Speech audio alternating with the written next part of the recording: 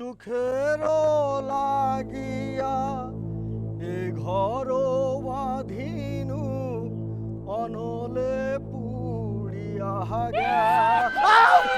কাটারে রাম রাম রাম রাম রাম রাম রাম রাম রাম রাম রাম রাম রাম রাম রাম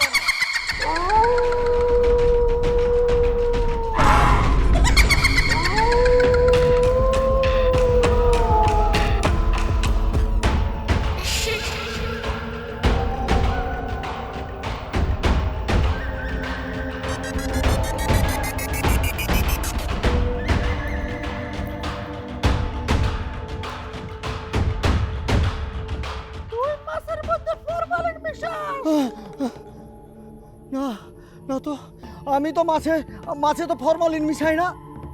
বিশ্বাস না, তোর কোনো দোষ নাই। না রাম রাম রাম রাম রাম রাম রাম রাম রাম রাম রাম তুই মাছের মধ্যে ফরমালিন মিশা ইলিশ মাছ মজুত করিস, না তারপর বিদেশে পাচার করে দিস। না না মিশা কথা, আমি মাছে ফরমালিন মিশাই না। আর ওই ইলিশ মাছের সাথে আমার কোনো সম্পর্কই নাই নাই রাম রাম রাম রাম রাম রাম রাম রাম রাম রাম রাম রাম রাম রাম এই দেশের মানুষ ইলিশ মাছ খাইতে পারে না। আরে আপনারা কেন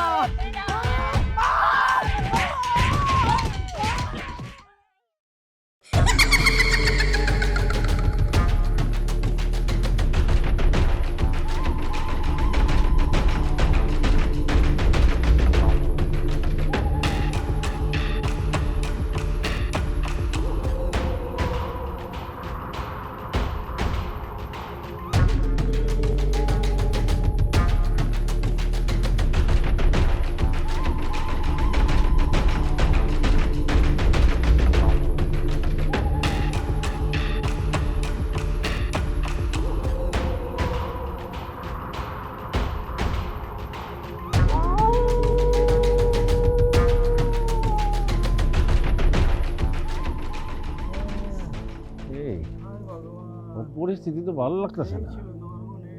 কানাই রে, ও কানাই, কানাই, কি রে বেশি খারাপ লাগতেছে?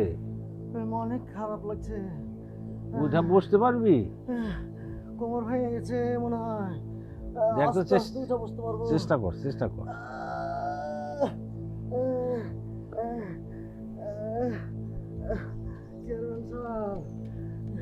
কি হয়েছে? ঘটনাটা কি করছে?